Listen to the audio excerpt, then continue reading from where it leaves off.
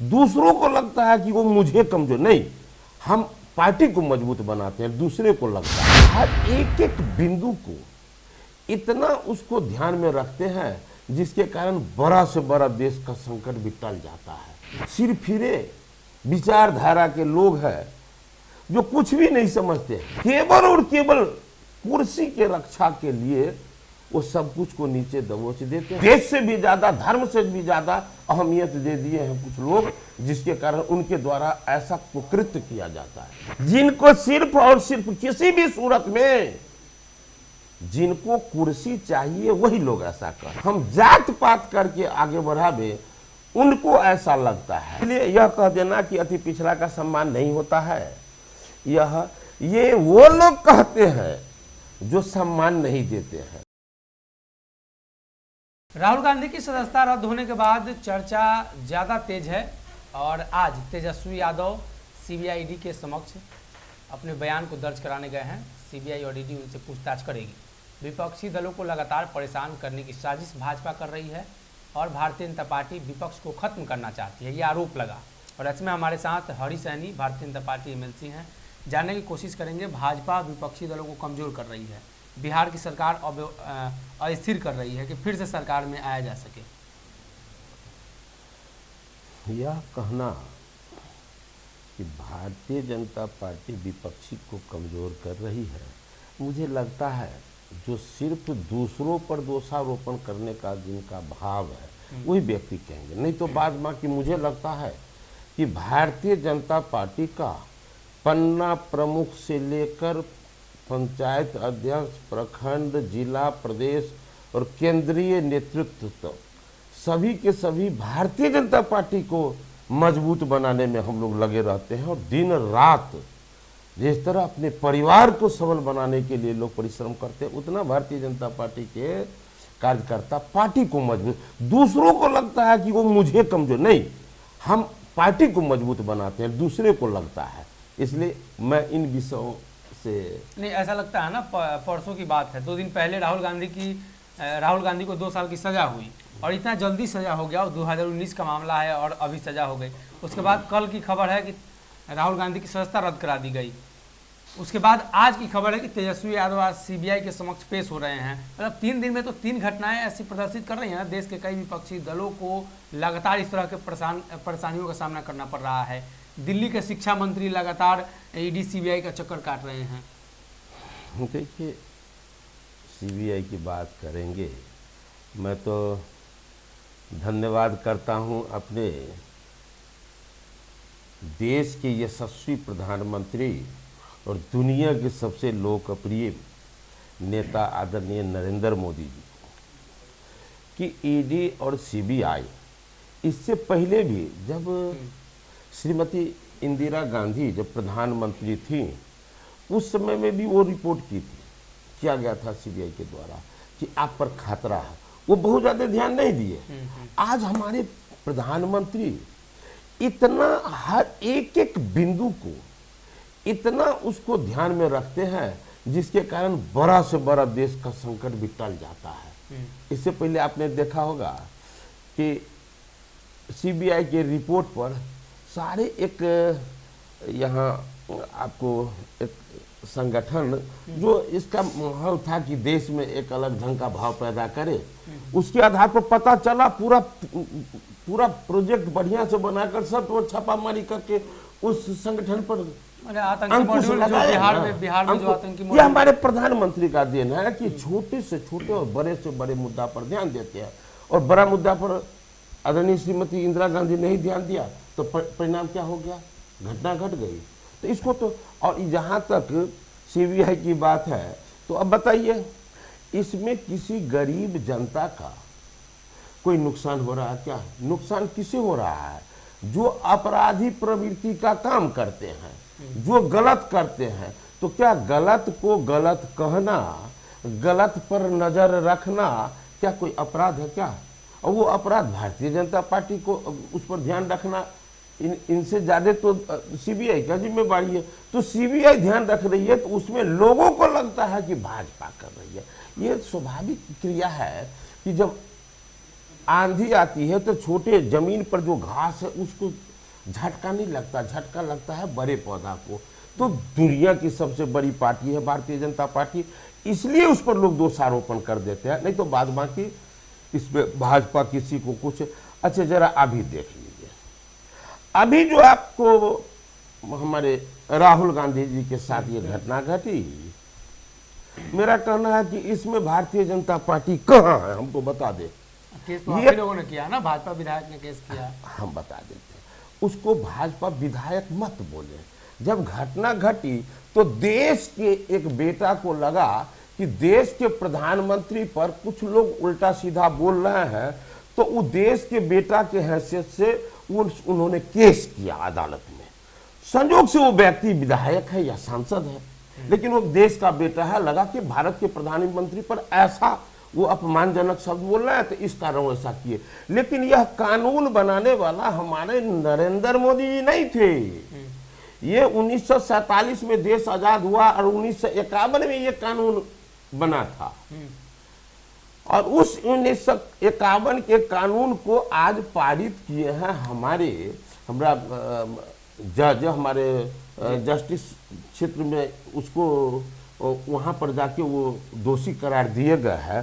तो इसमें भाजपा का क्या दोष? अच्छा, भारतीय जनता पार्टी अपने एजेंडों को लेकर आगे बढ़ती है, हिंदुत्व का चेहरा हमेशा आगे होता है, आपके कपड़े और हाव भाव से लोग पहचान जाएंगे कि भाजपा के नेता हैं। शिक्षा मंत्री के बयान को भारतीय जनता पार्टी कैसे देखती है? कई बार टिप्पणी आई है रामचरितमानस, रामायण को लेकर, आप जिस सदन के सदस्य हैं वहां भी पहुंच गए थे, लेकिन समझ में नहीं आता है कि हमको अपने जीवन में बहुत सारे धर्मों का पालन करना है, स्वधर्म का, पारिवारिक धर्म का, सामाजिक धर्म का, राष्ट्र धर्म का, आध्यात्म के रक्षा धर्म का पालन करना है। लेकिन सारे धर्मों को कुर्सी के नीचे हम कुचल कर हम चाहते हैं ऊपर आ जाए, यह प्रवृत्ति ये अच्छी बात नहीं है। कभी कभी हम दूसरे से भी सीखे। पूरे बिहार नहीं, देश भर के एक भी क्रिश्चियन भाई बाइबल का विरोध करेंगे क्या? एक भी हमारे मुस्लिम भाई कुरान का विरोध करेंगे क्या? लेकिन कुछ ऐसे सिरफिरे विचारधारा के लोग हैं जो कुछ भी नहीं समझते हैं कि भाई हम किसको नीचा दिखा रहे हैं, और केवल कुर्सी के रक्षा के लिए वो सब कुछ को नीचे दबोच देते हैं। जिस राम के नाम पर देश नहीं दुनिया में न जाने कितने देशों में जिस राम का पूजा होता है, और उस रामायण को इस तरह से अपमानित करना और रामायण के पृष्ठ को फाड़ कर सामूहिक रूप से वो उसको जलाना, यह कितना घृणित विषय है। शायद मुझे लगता है कि जो ऐसा करते हैं उनके घर में उनकी माँ, बहन, बेटी भी उनसे घृणा करती होगी कि क्या पता कि हमारे पिताजी को कैसा नशा चढ़ गया, राजनीति का कौन सा धुन की चढ़ गया कि जिस राम का हम पूजा करते हैं उनका भी इस तरह से निंदा करे। रामायण का निंदा करना मतलब आप डायरेक्ट वे में आप हमारे राम का आपको लगता है कि उनके घर में इस तरह का प्रयोजन होता होगा, पूजा पाठ प्रयोजन होता होगा? भाई उनकी माँ, बहन, बेटी सब दोनों टाइम वो पूजा कर रही होंगी, हमको पूरा यकीन है, विश्वास है, वो घर में वो पूजा करते हैं।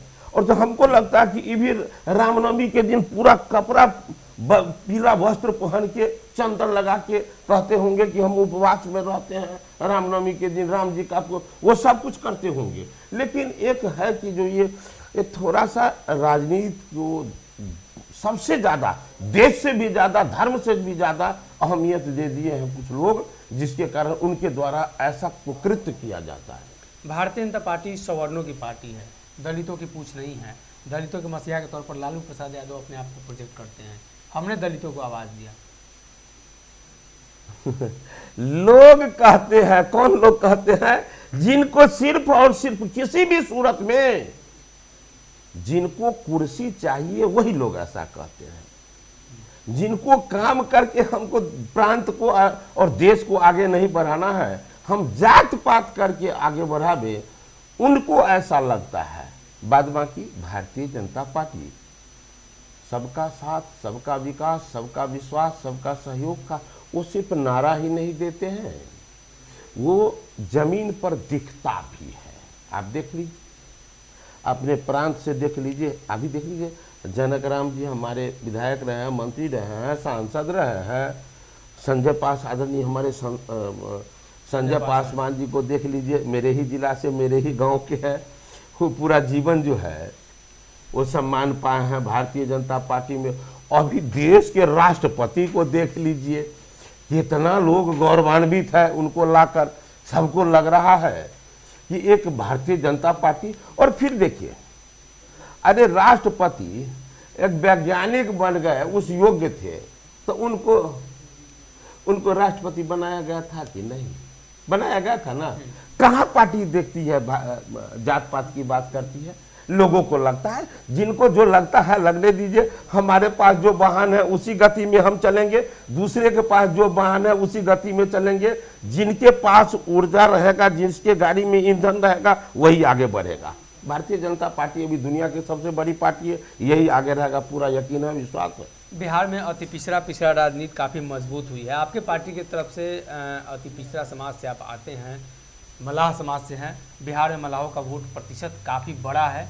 एक तरफ जहां मुख्यमंत्री जी की पार्टी में मलाह समाज के मंत्री हैं, वहीं दूसरी तरफ मलाह कोटे से आपकी पार्टी की तरफ से मुकेश सहनी का हमेशा बातचीत होते रहा है।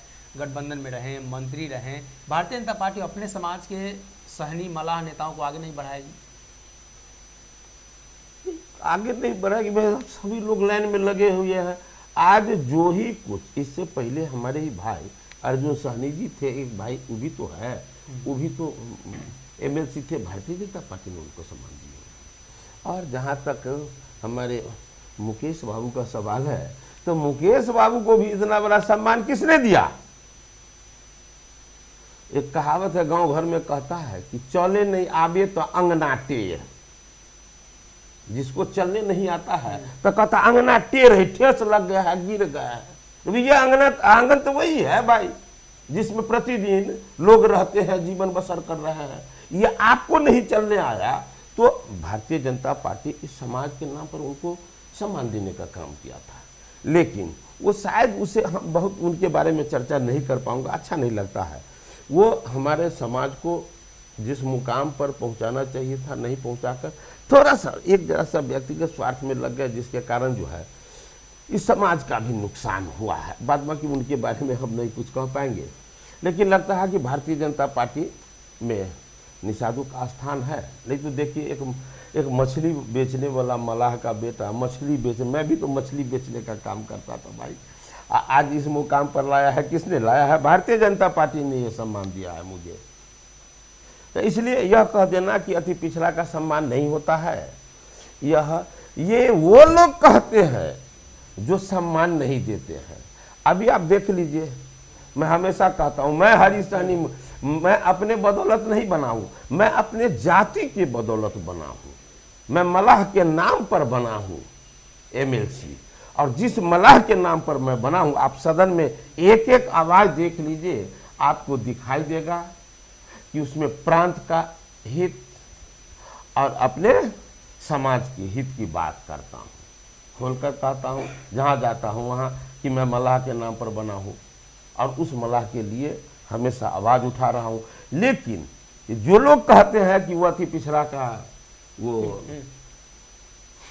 देखना नहीं चाहते, उसको सहयोग नहीं करते, तो सदन में देख लिया, हम तो आवाज़ उठा रहे हैं, अजय रोज आवाज़ उठा है, उनके मंत्री जी को आवाज़ नहीं फुरा है, तो मैं क्या जवाब दूँ? हम कहते हैं कि भैया अति पिछड़ा के नाम पर केंद्र सरकार हमको इस तरह का सब गिनाते हैं, इतना हमको प्रेफरेंस देने का काम कर रही है, लेकिन आप उसको जमीन पर तो उतरने दीजिए। ऐसा भ्रामक जवाब वहाँ मिल रहा है कि आत्मा रोता है कि काश ये लोग भी चाह लेते कि यहाँ के बिहार के अति पिछड़ा के बेटा को और मलाह के बेटा का उद्धार हो, तो इतना संकट में ये निषाद समाज नहीं रहता। एक सवाल लगातार उठता है, जब भी चुनाव आते हैं तो हिंदुत्व का एजेंडा भारतीय जनता पार्टी का ऊपर हो जाता है, और ऐसे में विपक्षी दल हिंदू वोटरों को तोड़ने में भाजपा से कामयाब हो जाती है, यह कहकर कि भारतीय जनता पार्टी दलित को, पिछड़ों को हिंदू नहीं मानती है। ये उनको लगता है सबसे ज्यादा धर्म परिवर्तन इसी समाज में होता है। एक बात कहिए, ये उनको लगता है, मुझे तो लगता है भारत का एक एक बेटा को अपने देश के नाम पर जो है 30 में 30 दिन अपने देश के उन 7,40,000 उन पूर्वज को ध्यान करना चाहिए जिनके बदौलत देश को आज़ादी मिली थी। और वो स्मरण किस रूप में, मैं जो काम कर रहा हूँ उसमें निष्ठा है तो समझ जाइए कि हम उनको याद कर रहे हैं। तो ये चुनाव के समय में आके भारतीय जनता पार्टी नहीं करती ऐसा। भारतीय जनता पार्टी चाहती है कि देश का एक एक बेटा, देश का एक एक सपूत देश को ध्यान में रखकर काम करे, और खास करके देश को समृद्ध बनाने का, सक्षम बनाने का सबसे बड़ा माध्यम कोई है तो वह है वोट। तो आप जब राष्ट्रवादी विचारधारा के रहेंगे तो आपका वोट भारतीय जनता पार्टी को ही जाएगा लगता है। लेकिन जब आप राष्ट्र को ध्यान में रख करके आप किसी को वोट करें, लेकिन कम से कम जात पात के नाम पर वोट करने वाले से बड़ा घृणा होता है। यह जात पात करके हम देश का भला नहीं कर सकते। आप जात को ऊपर उठाने का काम कीजिए, जात को एकत्र कीजिए, जात को राष्ट्रवादी चिंतन से जोड़िए। मैं भी जोड़ता हूं, जहां जाता हूं कहता हूं कि भैया आपका बच्चा मोबाइल से जितना खेल रहा है खेलने दीजिए, लेकिन एक खेल और उसको खिलवाइए। क्या खिलवाइए? उसको कहिए कि इस देश के ये देश कैसे गुलाम हुआ, कैसे आज़ादी का गुलामी का 200 साल कैसे बीता, और फिर आज़ाद भारत कैसे बंटवारा हो गया, किन वजहों से। इन सब विषयों से जब हमारा बच्चा जुड़ेगा ना, तो उसे हमको जात का नाम दिखा करके वोट करने का आवश्यकता नहीं होगा। क्यों? वो राष्ट्रवादी हो जाएगा। और राष्ट्र के नाम पर मतदान करना कौन सा बुरी बात है? मैं कहता हूं कि मैं तुम राष्ट्रवादी बनो, और दूसरे को लगता है कि ये देश का बात करता है, ये उनका चिंतन है। बाद बाकी हम तो अपना काम कर रहे हैं कि देश के जो हर एक एक बेटा को करना चाहिए वो कर रही है भारतीय जनता पार्टी, मैं भी कर रहा हूँ। 25-24 में आप लोगों की परिस्थिति क्या रहेगी? 25 में सरकार बनाइएगा? देखिए, इसमें संशय अब नहीं है, इसमें संशय अब नहीं है, इसलिए कि लोग बिहार में, इस प्रांत में जात जात जात जात जात महान है यह भी सुन लिया, और विकास क्या होता है यह भी देख लिया। इसलिए अब लोग जो है, हम बहुत जगह बोलते रहते हैं कि भाई आप बच्चे का छठी करते हैं, मुंडन करते हैं, विवाह करते हैं, जमीन खरीदते हैं, मकान, सब कुछ जब अपने मन से, अपने हृदय से सोच कर करते हैं, तो फिर ये जो राष्ट्र निर्माण का समय होता है मतदान, तो फिर उसी समय में अपने जात के लीडर का क्यों इशारा देख रहे? भैया वो जब ध्यान रखेगा तो वो कुर्सी का सुरक्षा को ध्यान में रखकर वो आपको मतदान करने के लिए इशारा करेगा। तो उनका क्यों सुनते हैं? जैसे सब काम अपने विवेक से करते हैं, अपने हृदय से करते हैं, उसी प्रकार वोट भी अपने हृदय से करें कि किसे मैं वोट दूंगा तो मेरे प्रांत का भला होगा, मेरे देश का भला होगा, कैसे दुनिया के मानचित्र पर भारत का नाम रोशन होगा। जिस प्रधानमंत्री को दुनिया सम्मान कर रहा है आज के डेट में, वह प्रधानमंत्री कैसे सम्मानित अपने देश में भी बने रहेंगे। इन विचारधाराओं को रखकर वोट करने की ये प्रथा चला है। इसलिए कोई जात पात या कोई राजनीति नहीं चलने वाला है, विकास और राष्ट्रवाद का राजनीति चलने वाला है। देखिए, बिहार में विकास राष्ट्रवाद, देश में बिहार विकास राष्ट्रवाद की राजनीति चलेगी। 24-25 भारतीय जनता पार्टी के लिए महत्वपूर्ण है। दावा है भाजपा अपने दम पर सरकार बनाएगी। अगर ये वीडियो पसंद आई और वह बिहार के राजनीति और बिहारियत से सरोकार रखेनी तो सब्सक्राइब बटन दबा के चैनल के सब्सक्राइब कर ली। ओजे एगो घंटी बा, ओकरा बटन दबा देला से कुल सटीक और मारक खबर रुआ मुफ्त में मिल जाई। अगर रुआ पत्रकारिता के हमनी के नया प्रयोग में सहयोग कर चाहतानी तो ज्वाइन बटन दबा दी। पेटीएम नंबर नोट कर ली 9386816700। धन्यवाद।